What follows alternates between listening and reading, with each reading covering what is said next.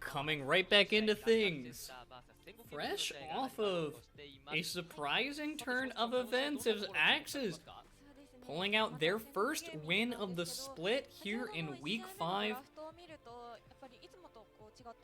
Axis Gaming, unfortunately, or fortunately for Axis Gaming, excuse me, were able to find victory over Sengoku in what was kind of an interesting game on paper. It really was one of those games where you're watching Sengoku take a very passive approach to a game that they were fine with giving up a bit in the early game. That's sort of something you expect when you draft yourselves into a very team fight heavy comp. You want to get Ken into 6, you would like him to have Proto Belt for extra engage range or Zanyas to keep him safe before you get into more heavy fighting, but it sort of pivoted on their own heads when they were unable to find nearly any engages or fights going early on into the game, and with Blank sort of being in hibernation for most of that game off of their B1 pickup of the Volibear, not going to net them a whole lot of value throughout that game. That said, though, we're going to be rolling right along here as Rascal Jester are going to have their turn up to bat against Sengoku. Now, if Axis Gaming are coming off of a win over Sengoku, I am suddenly well and more worried about Sengoku in this series. This now means that what should have been a 2-0 week for Sengoku. This should have been 2-0. We will roll this into the next week, and then going into tomorrow's games, we'll have this kind of cushion to fall back on when we're matching up against teams like CGA, DFM, V3, and our scores start to be compared. You've just dropped a game to a team that I don't want to say shouldn't have beaten you, but was definitely considered. You were definitely considered the favorites going forward. So now when you're looking at this game, what is the chance that Rascal Jester has? And will they be able to pull this one out? And to speak a little bit on where Rascal Jester has been over the past couple weeks is that they have kind of been looking a little bit on the rise as we came out of week 3 and 4. Where in week 3 they did match up against Axis and they did pull a win out, and they slowly have kind of been starting to build a little bit of momentum. They didn't have the most amount of games coming out of that. They did run into V3, I think, immediately after, and V3 has just been an undefeated monster ever since. But they did go up against Hawks Gaming, and they did pull out a win. But the way they won was really what made me interested in the story of Rascal Jester and how they're going to be posturing themselves for the rest of this split. I think that Rascal Jester, moving forward, they have so much potential because their game against Hawks Gaming, where Hawks, and this is going to be relevant if Sengoku decides to repeat their draft performances, Hawks Gaming insta-locked the Volibear and sent it into the top lane. This was right when Volibear was coming out. He was perceived to be a lot better than he realistically is. And Rascal Jester immediately countered it. They brought in a Kale. The Volibear was invalidated pretty much the entire game.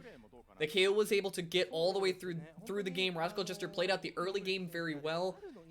And there was almost never a point where I felt like Hawks Gaming had the ability to seize the game out from under Rascal Jester. They played everything exactly how they needed to. I also think that Rascal Jester, their AD carry played it out amazingly well. We did see that in the highlight play of the game before the prior game, where we did see Rascal Jester able to pull that one out. And I always get excited when I'm looking at drafting wins in the LJL. If this is something that your team is starting to think of, and you're starting to really comprehend the drafting, you can be hard punishing a lot of teams in the LJL that are just kind of a little bit more slave to what is meta rather than a team comp that would be meta. So that being said, we're going right into the picks and bans draft here, and Rascal Jester taking away Twisted Fate and LeBlanc very early on is actually a great move and what you would kind of expect from Rascal Jester. And exactly as I say that, the Karma ban going to be coming out as well, as a large part in story for Rascal Jester is the story of Pink trying to show his true colors, as he had a lot of struggle early on in the split where they were giving him the champions that he came out of. I believe it was Fukuoka Cup. I'm not one. Or it might have been Akihabara. I would have to go back and double check. It's been a little bit. But they kept giving Pink Katarina, and they gave him a Corki, and neither of them was he really able to get off the ground with. He was kind of picked apart on both of them, or in the later stages of the game with Katarina was just not able to capitalize. And I saw that B1 Bear pick up Rascal Jester, and I am disappointed in you. All of that being said, with the Aphelios ban, it's not the worst pickup in the world. You don't have to worry about running into an Aphelios.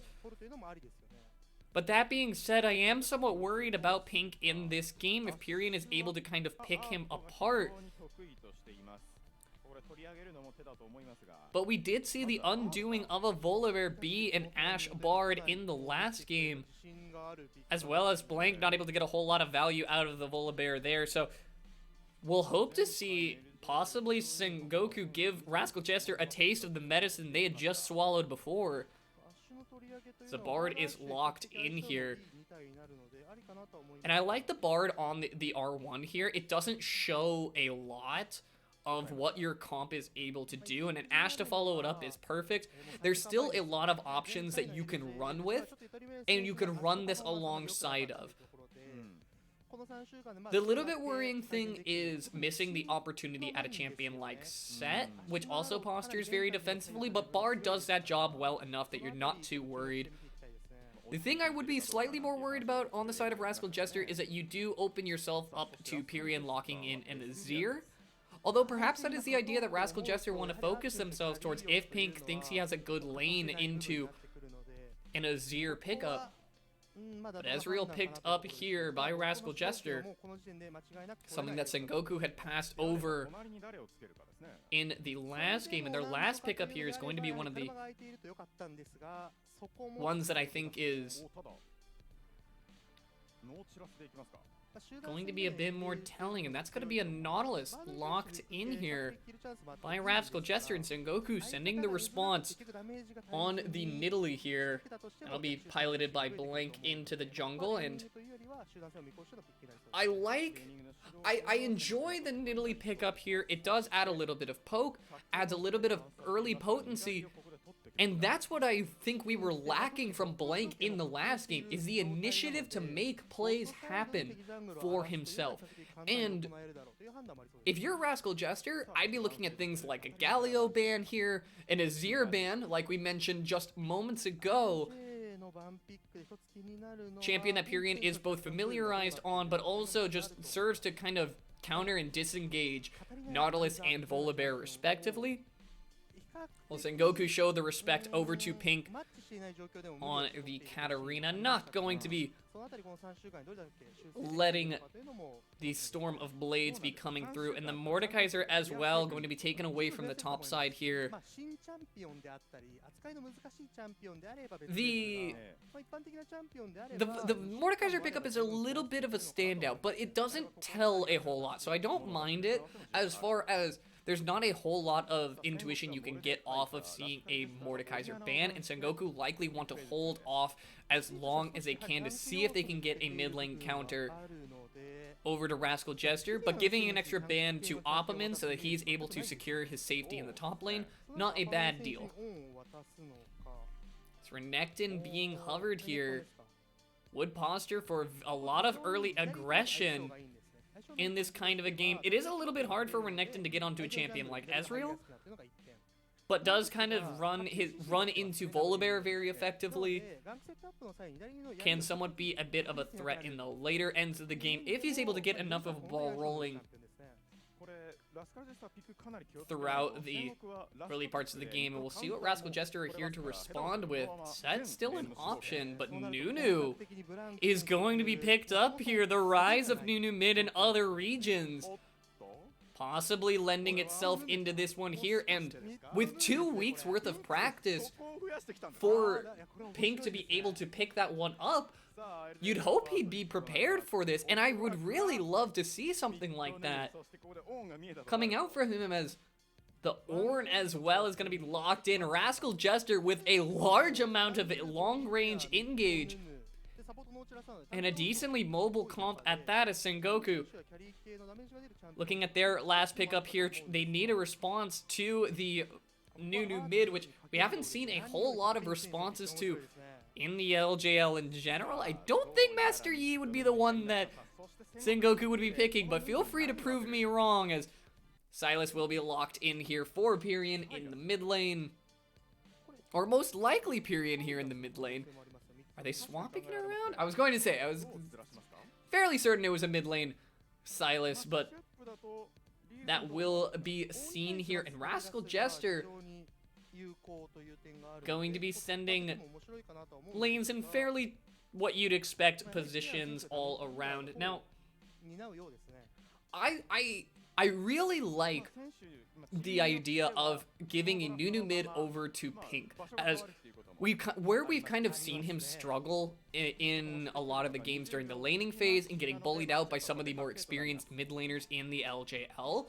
I love the idea of giving Pink a champion that has not been seen yet on the pro play stage, and hopefully giving a little bit of adjustment period over to the enemy laners, where you're not only playing against a mid laner that you don't know the best, you're playing against a mid lane champion that you don't know the best. So, will Pyrion be able to overcome adversity, and overall will Sengoku be able to find their stride and hopefully put out more early game pressure than they're previously able? Their last game felt like they were caught snoozing a little bit, and with no Zoe in this game, they should be able to wake up and go to bring the dogs to war. Or will Rascal Jester just be too tanky? There is a big, beefy wall to get in between the Ezreal and the rest of Sengoku. That said, they do have a nice sort of brawlish comp here, where Renekton can kind of get a decent amount of value, where Nunu will be likely building a decent amount of AP, won't be the tankiest Nunu that you've ever seen, and that does give Opperman a target that is within melee range for him to get on top of. A little bit worried for the Nidalee pickup here, as Nidalee is not always the best into tanks specifically, so it's a little bit risky, but having an extra heal that you can throw onto either the Renekton or the Silas and let them be in the front line, if you can keep them in there long enough to keep their Conqueror stacks up, might not be a bad deal for Sengoku, and we'll hopefully see them pull out a bit of value with that one. 全体的にはまず SG がブランク選手に序盤活動しやすいボリビアのようなチャンピオンからもう完全に相手を潰しに行くというか、もうジャングルでの主導権を取る左に変えてきたというのはまあ前回 And while we're kind of just looking at the teams overall, I do kind of want to keep things looked at Rascal Jester in this game, as well, it's very difficult to talk about. It became suddenly difficult for us to talk about Sengoku as if they're the surefire victors, as that last game did not look too promising for them.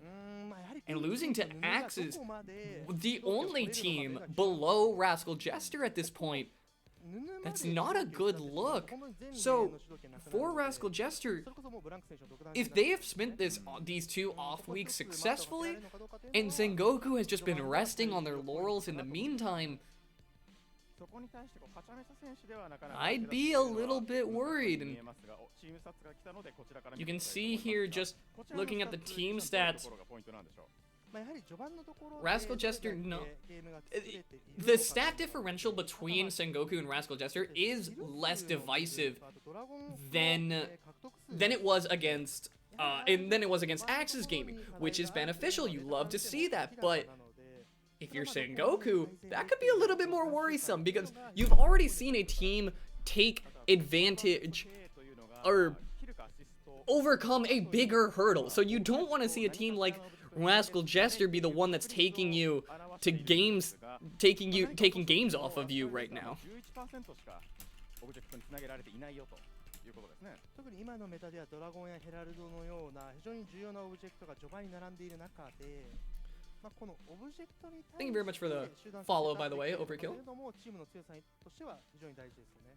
All of that being said, one of the other interesting things is that Sengoku denied the 10-0 record against Axis Gaming from the last 2 years. Axis pull out their first win against them, but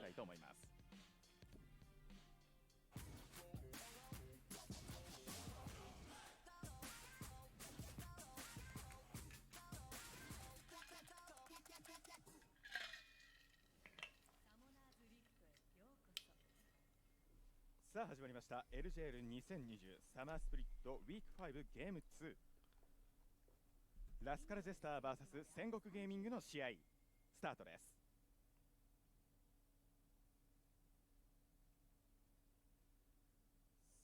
さあミッドヌヌが飛び出た。 Alright, and while we're just looking at the runes all across the board, it's fairly what you'd expect. And one thing I am looking at a little bit interestingly is Pyrion opting in to the Fleet Footwork.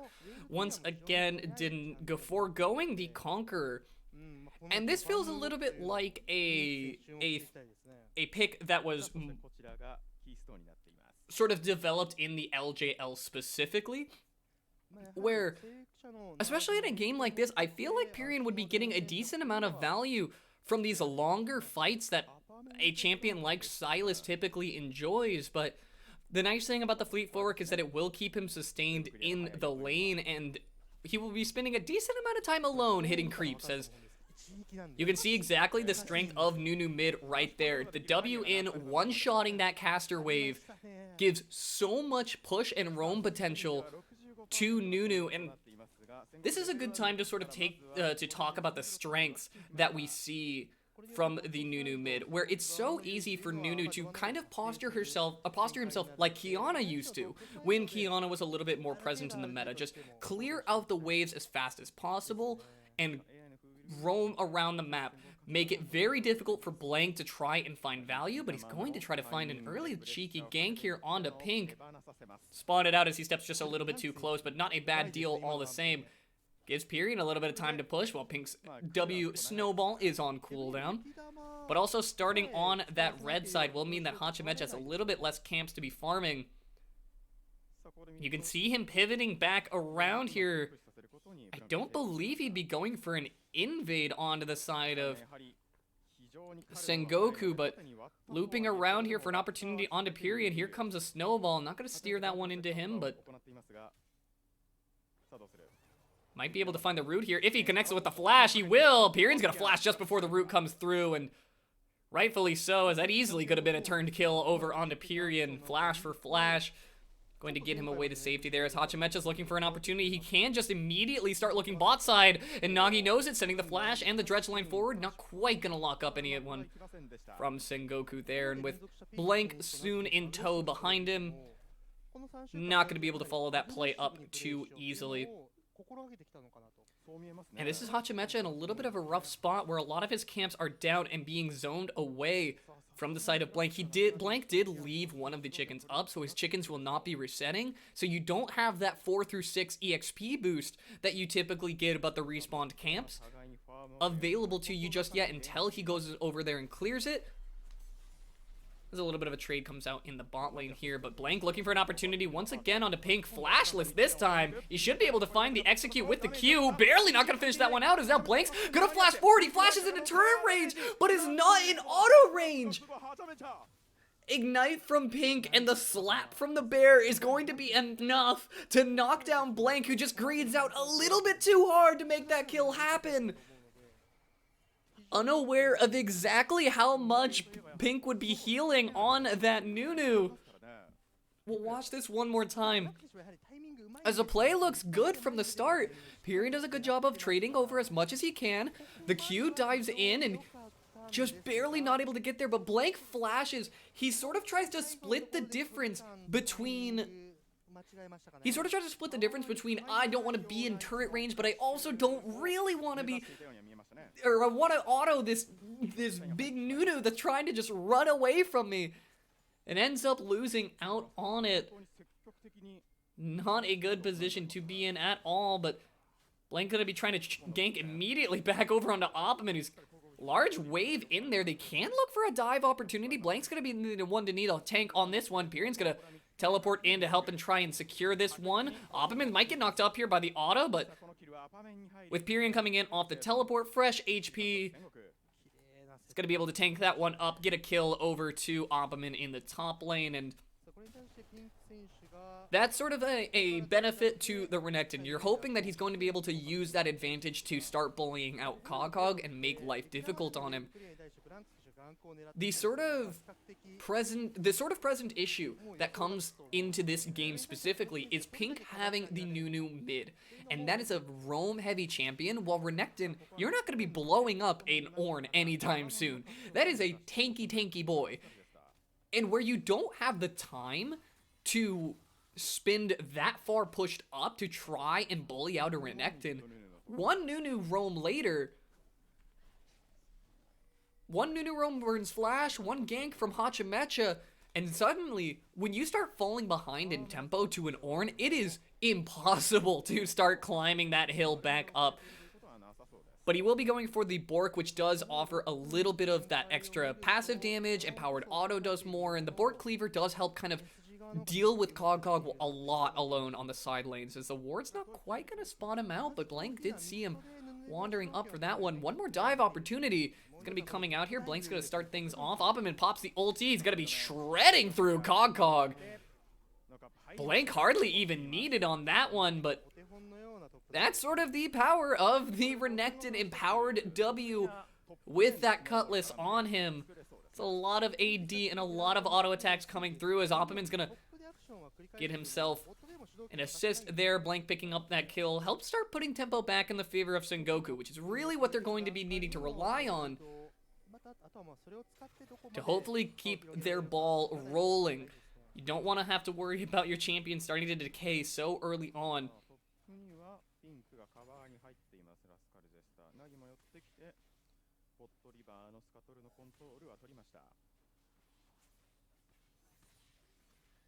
And we'll just kind of return a little bit of a lull state. While the Rift Herald is going to be coming up soon, it doesn't look like either team is entirely ready to rotate. If Rascal Jester are able to shove this lane, they can think about moving Art and Nagi up towards that Rift Herald. They will be missing out on a little bit of CS in the meantime, but we'll see if Rascal Jester are able to convert that into more value later on, as it looks like that will be the call from Rascal Jester. Here comes a snowball into the mid lane just to delete a couple more waves.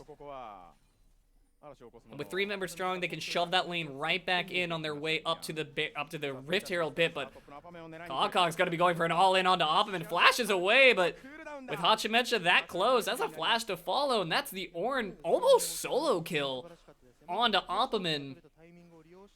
Might have been able to get that with a flash Q and then continue the combo from there, but Hachimecha happy to donate his flash for the cause as he picks up his second kill.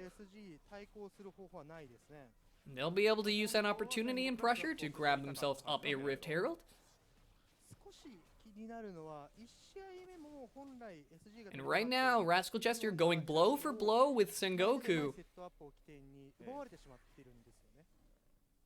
The question will really be if Rascal Jester can kind of keep this pace going, as their members will just start to get tankier, and tankier is all in onto Pink here. He did W in, good dodge on the route there. Would have been curtains for him if that one had been able to come through, but the rest of Rascal Jester just going to be clearing up that wave, as the control on this red side jungle from the side of Sengoku has been very potent, and while it hasn't exactly kicked Hachimecha down out of the game at all, it is giving Blank a lot of extra gold. He already has his jungle item completed. September Fate's gonna come in, gonna cause a divide, but a great E landed onto the Nunu is going to be enough to get a fight over to Sengoku. Blank gonna be healing up with the E, and he will buy himself enough time, as Sengoku are gonna find 2 out there. The Ash Arrow flying in from downtown to help that play go. And And that's a good opening for Sengoku. No objectives able to be traded over for that just yet, but Pyrion should be able to get a turret plate, push in an extra wave, and hopefully make Pink lose out on a little bit of the gold he might otherwise enjoy.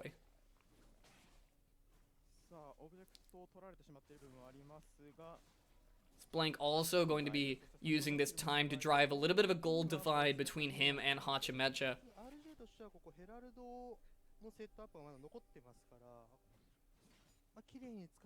And I do like that Rascal Jester are dedicating a decent amount of attention to this Nunu mid pick, where they are trying to give Pink opportunity to set up ganks, not exactly working on the roam portion that Nunu typically offers, but he does offer just great gank assists. Has not been able to get it off the ground just yet, and Pyrion possibly coming in a little bit ready for them. So this is sort of props to Sengoku in holding off Pyrion's pick so that you have the counter on deck, as Opperman's going to be going for the all-in here onto Kakak. Does he have stun available? No, not going to be able to deny the ram knockback, but just forcing out that ultimate is good enough for him, as that will mean he can't use it on the bottom end of things, while Hachimecha's looking to start up the Drake right away. Hawkshot's going to spot them out. Spear's going to go wide, but the dredge line will land as Blank's going to be trying to get away from that one.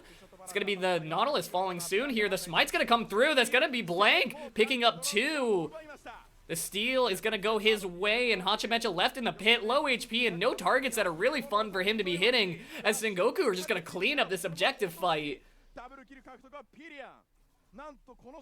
Possibly a little bit of a risky play from Rascal Jester. They weren't exactly in clean position to be taking that play, and with how much information Sengoku already have of the bot side of Rascal Jester, this wasn't really a place that they could be looking to make a play on. As Blank comes in, gets the smite down, and then is just able to get back over the wall. He can kind of just throw spears and autos at his leisure. He doesn't need to be in the pit to be able to make plays happen.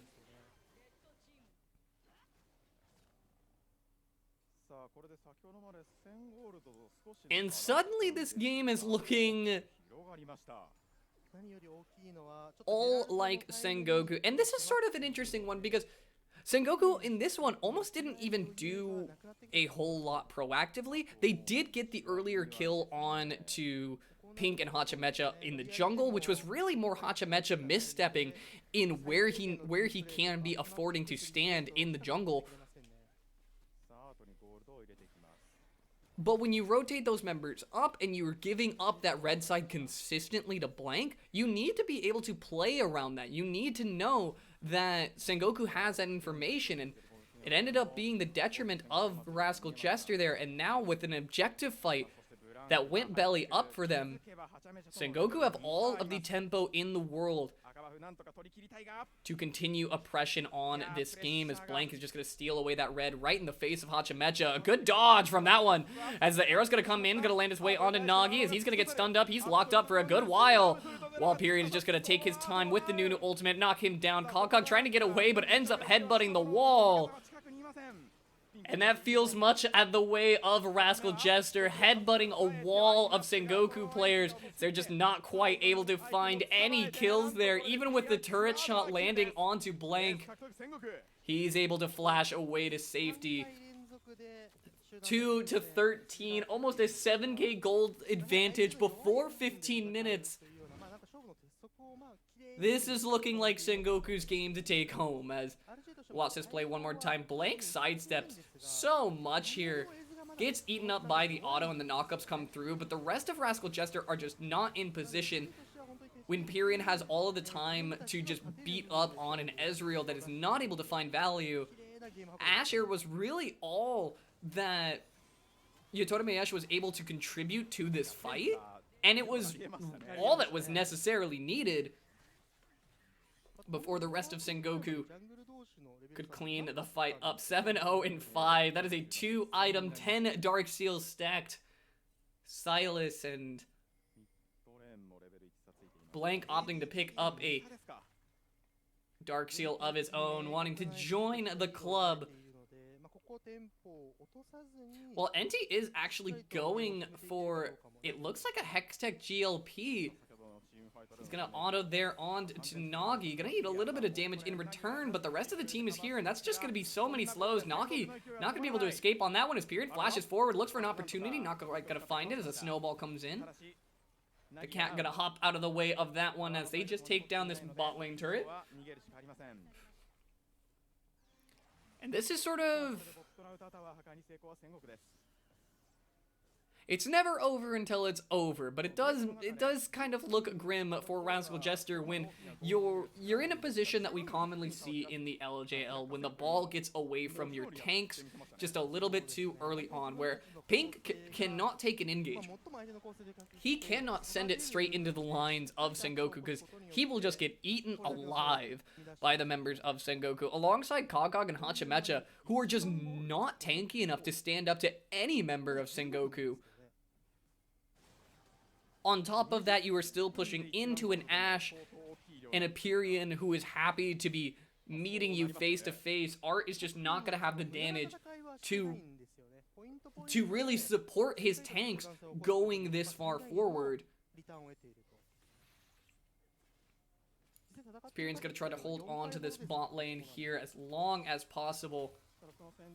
There's an NT wandering down here, a spaceman of his own right, going on a few magical voyages down to the bot lane. And if you are Art in this game, you really have to be going Trinity Force here, as you don't have any other reliable sources of damage on your comp. You're fully committed to the Ezreal being your carry. That being said, when you're going the higher damage build, if Period or Blank get on top of you for even an instant, that is going, or even Renekton, for the most part, you have no resistance stats that are going to be able to be fallen back on. And with the longsword purchase there, I do imagine that he is going in for the Trinity Force here.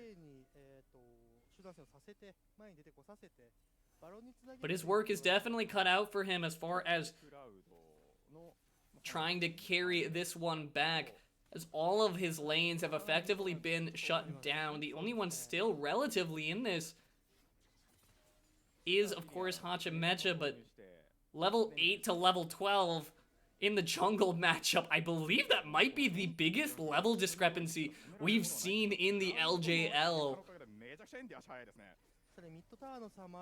That will also mean that nearly any objective that Sengoku set their minds on is theirs to take. There is no way you are beating a Nidalee in a smite fight 4 levels down, as they're just going to march up the mid lane with this Rift Herald.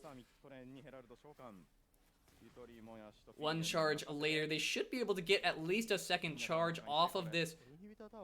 But for now, Sengoku are just trying to scour away a bit of the jungle as well, before returning their attention back to the mid lane. Art is here. They can't just shoot an arrow right at him if they want to. He does have Arcane Shift, but needs to be careful wandering that far forward without his team, although it's hard to even call them tanks at this point.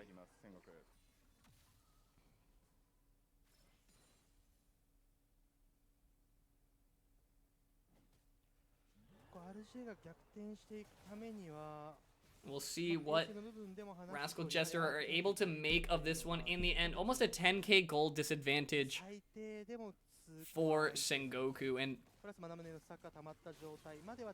Opperman happy to just dance around with Kog'Kog. He is going to throw the Bork down, so that does mean an all-in opportunity. Kog'Kog's going to flash away, get the Ram knockback, and hide under turret, but how much time does Opperman have on him while the Tempered Fate flies on the other end of the map? That's going to be Pink stunned up by the Q. Landed, arrow soon to follow. There's no running for our fluffy, cuddly friend from the forest. And Nunu, unfortunately, going to be falling there as well. Sengoku are realistically finding catches wherever and whenever they please, while Pyrian and Blank are going to look to knock down the top side of things. Lichbane going to be helping out to push that one down rather quickly. 手のブルーミッドレーンのセンターあとはコブコブの周辺のみですか。 For the rest of this game, though, I do kind of want to look at and contrast. バロンへのプレッシャー Where was this Sengoku a game ago, where you were having tempo on the map, you were looking early and often, さあこれで where last time it almost felt like Blank kind of just got out-jungled and 4 out-pathed, 人で入りに行きます。 and in personal hopes, ここに I would hope that this means we are seeing the fall of the bear. I'm surprised of all teams that Rascal Jester went for this one, as Pyrian gonna try to find his way over the wall, not quite gonna land the abscond there, but that's enough damage for Nagi to be going down. Stone Plate not gonna save him for very long. さあフラッシュインは場面ただしアウトフラッシュで But I am a bit surprised here as a beautiful E landed. There we go. Pyrian gonna knock down Art. That's the last of your ranged members that will be able to stop this push from Sengoku. They might be able to even just look for Baron here immediately following. いそうですね。これちょっと止めれないですね。 But what I do want to point out is that what we did talk about in the weeks prior is that Rascal Jester were the team that found a great counter to Volibear. When the Volibear was sent top lane, they drafted a Kale into it. Cogcog showed up ready to play, and they completely neutralized the bear. They let the bear be almost useless, as 視界を you can see right there exactly what we're talking about, a useless bear. ていきました。 Just giving a free sack of gold right over to Sengoku. Hand delivered there. 行くしかないですからね。さあピリアンメジャーのスタック20そしてブラウン And that's just going to be another instance of Sengoku just showing a dominant position in this one. Rascal Jester now, さあゲーム時間 my sort of 21分です wonder is, why are we still drafting into this bear? ゲーム開始10分 When I praise Rascal Jester for being a team that found a counter to it, 一度有利を築い and now it's 2 and 4, and even when it was 2 and 0, what value did you really see out of the bear? 見上げましたからね。 In what moments were you looking at this bear and you were thinking to yourself that, you know, it was going to be a reliable source? This period doesn't even need to barely land a skill shot, just gonna all in onto him, steal the Volibear ultimate. There's gonna be a lot of extra HP as he waits for his next W cooldown, but ピリアン生存 the rest of the team is here. The cavalry has arrived as Blink is gonna, yeah, just grab one more, padding his KDA. Wants to ping his Dark Seal stacks at the end of the game, and with 22 minutes on the clock, Sengoku are going to put this one away. Only 1 kill behind the timer on the game. にありません。 That Cogcog might be able to knock that one back, but no, gotta go down here. 22 kills, there you go. You synced it up to the minutes. ネクサスがもう End the game on that one. 1 kill per minute and a 17k gold advantage.